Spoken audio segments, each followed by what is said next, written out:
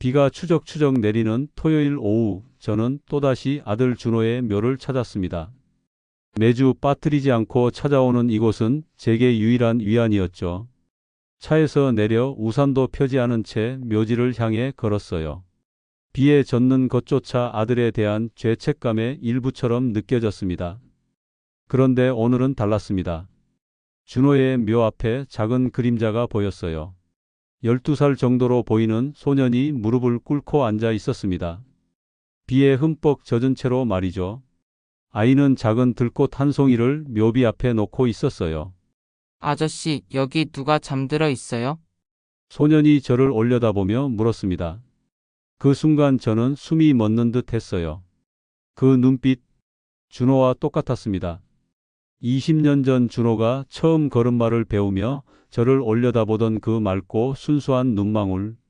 세월이 흘러도 잊을 수 없었던 그 표정이 지금 이 아이에게서 고스란히 되살아났어요.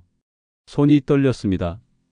가슴 깊숙한 곳에서 뭔가 끓어오르기 시작했죠.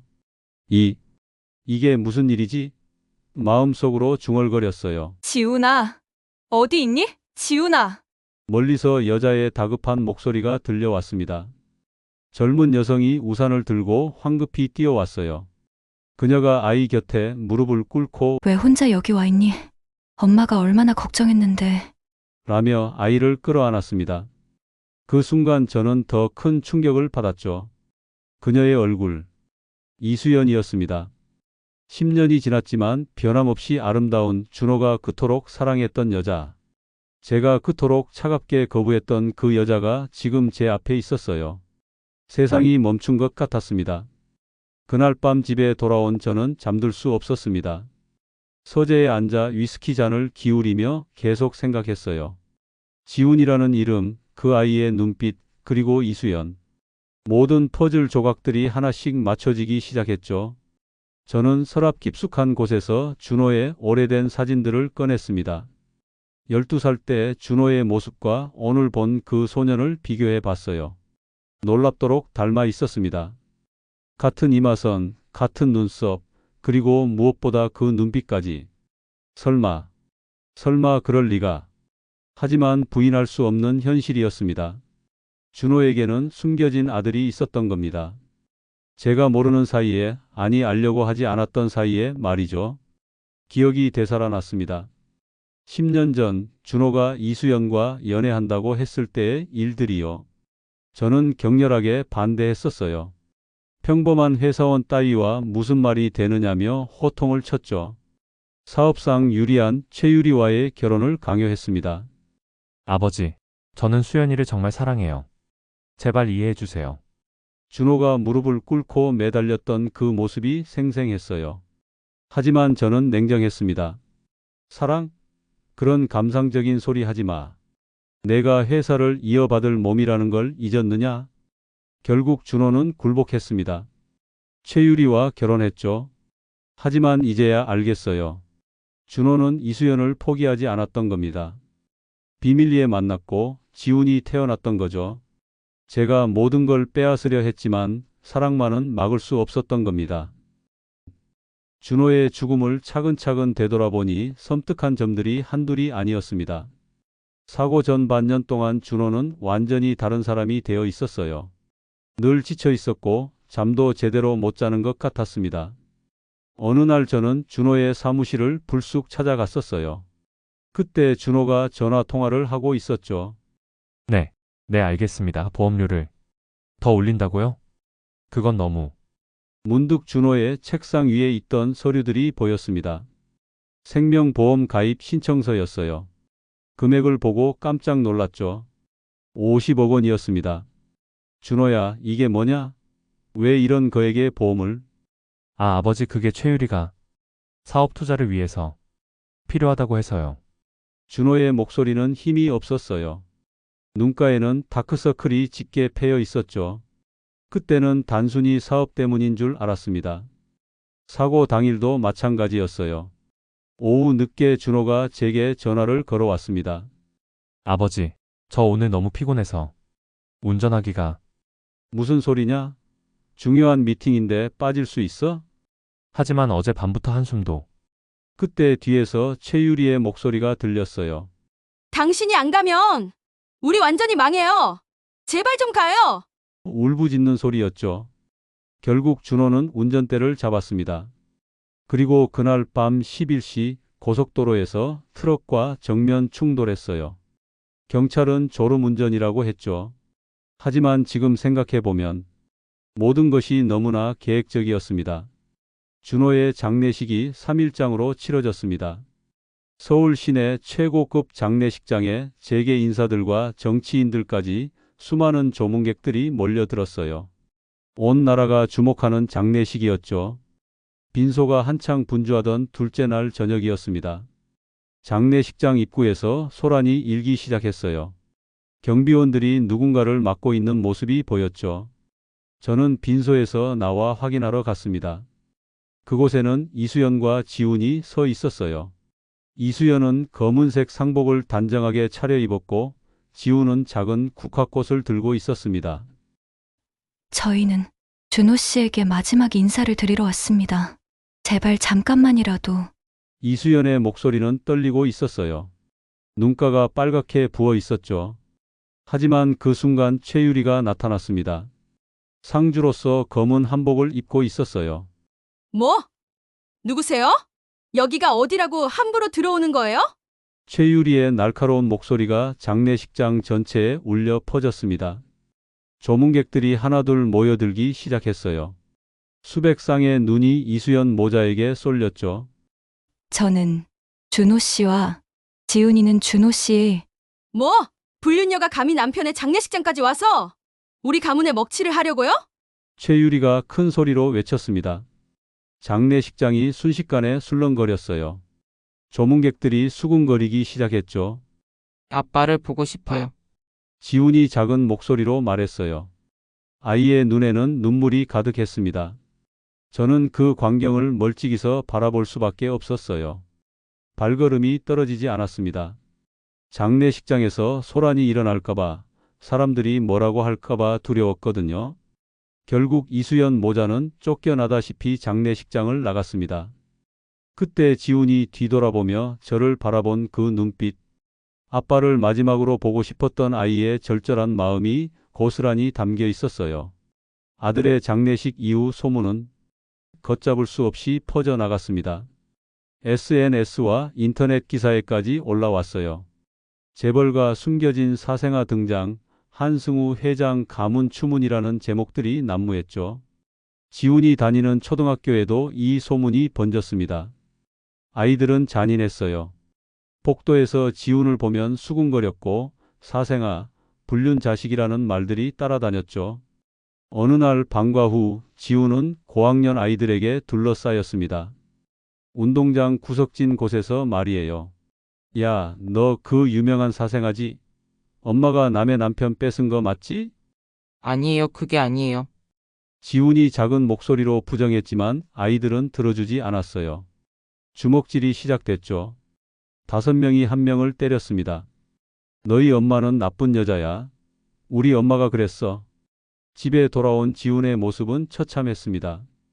코피를 흘리고 교복도 찢어져 있었어요. 이수연은 아이를 끌어안고 울었죠. 지훈아, 엄마가 미안해. 엄마 때문에 내가. 선생님들도 별다른 도움을 주지 않았습니다. 오히려 곱지 않은 시선으로 바라봤어요. 학부모들도 지훈을 멀리했죠.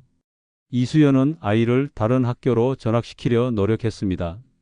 하지만 소문은 이미 온 지역에 퍼진 상태였어요.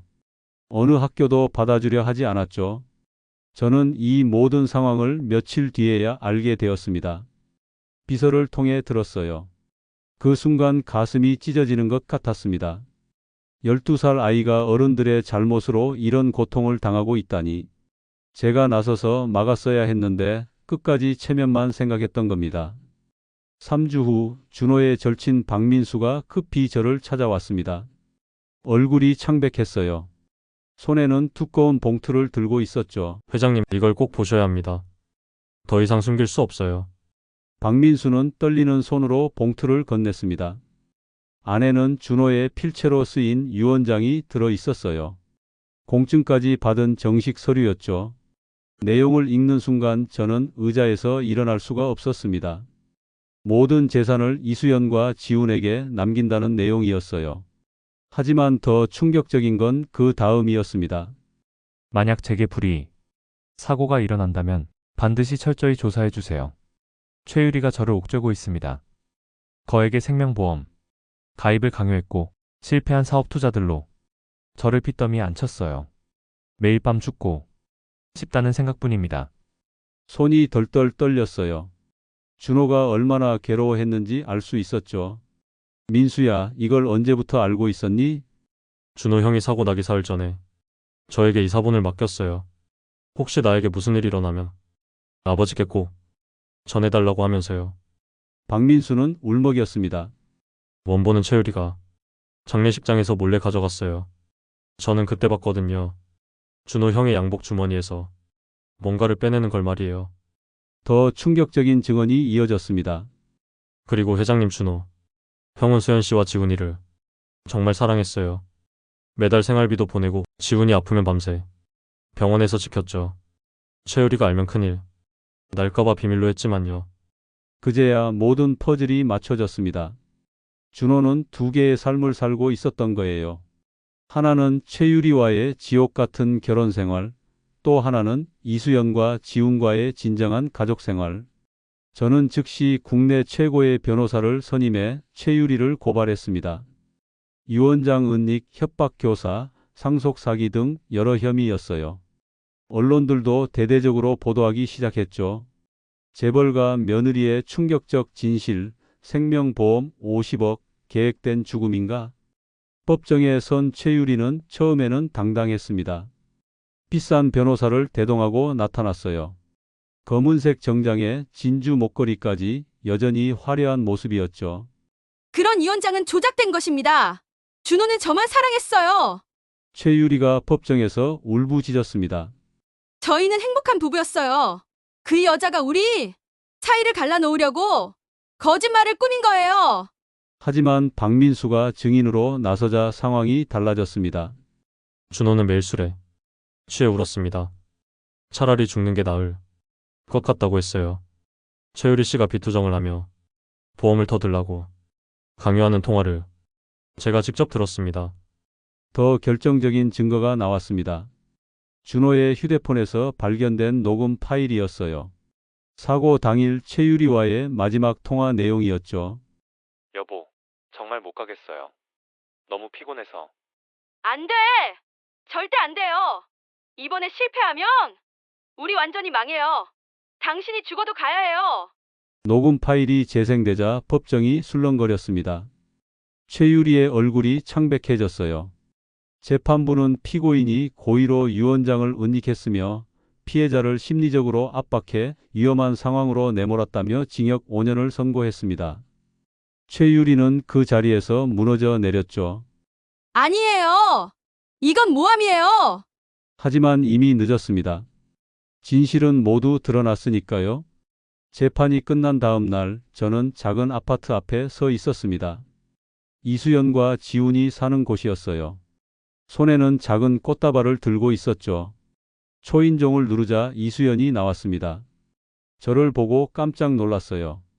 회 회장님, 수연아, 들어가도 되겠니? 할아버지가 지훈이를 만나고 싶구나. 거실로 들어가니 지훈이 방에서 나왔습니다. 여전히 상처받은 표정이었어요. 하지만 저를 보자 조금 놀란 듯 했죠. 지훈아, 할아버지가 너무 늦었구나. 미안하다. 저는 무릎을 꿇고 아이와 눈높이를 맞췄습니다. 그리고 진심을 담아 말했어요. 내가 우리 가족이야. 진짜 한씨 집안의 핏줄이자 내 소중한 손자란다. 지훈의 눈에 눈물이 맺혔습니다. 할아버지 정말이에요? 그럼 이제부터 당당하게 살아라. 할아버지가 지켜줄 테니까. 그날부터 모든 것이 바뀌었습니다. 저는 언론에 정식으로 발표했어요. 지훈이 한승우의 적법한 손자이며 상속자라고 말이죠. 사람들의 시선도 달라졌습니다. 지훈이 전학 간 새 학교에서는 누구도 함부로 대하지 않았어요. 아이도 점점 밝아졌죠. 상처는 쉽게 낫지 않았지만 가족의 사랑 속에서 조금씩 회복되어 갔습니다. 저는 회사 경영에서 물러나 준호 장학재단을 설립했습니다. 지훈처럼 어려운 환경의 아이들을 돕기 위해서였어요. 이수연도 재단에서 일하게 됐죠. 어느 일요일 오후 준호의 묘를 찾았을 때였습니다. 지훈이 제 손을 잡으며 말했어요. 할아버지, 어젯밤 아빠가 꿈에 나타나셨어요. 할아버지 고맙다고 전해달라고 하셨어요. 그 순간 따뜻한 바람이 불어왔습니다. 마치 준호가 우리를 축복하는 것 같았어요. 저는 그때 깨달았습니다. 가족은 혈연이나 서류로 만들어지는 게 아니라 서로를 진심으로 사랑하고 지켜주는 마음으로 완성된다는 것을요. 늦었지만 이제야 진정한 가족이 되었습니다. 구독과 좋아요 눌러주시고 여러분의 댓글과 공유가 저에게 큰 힘이 됩니다.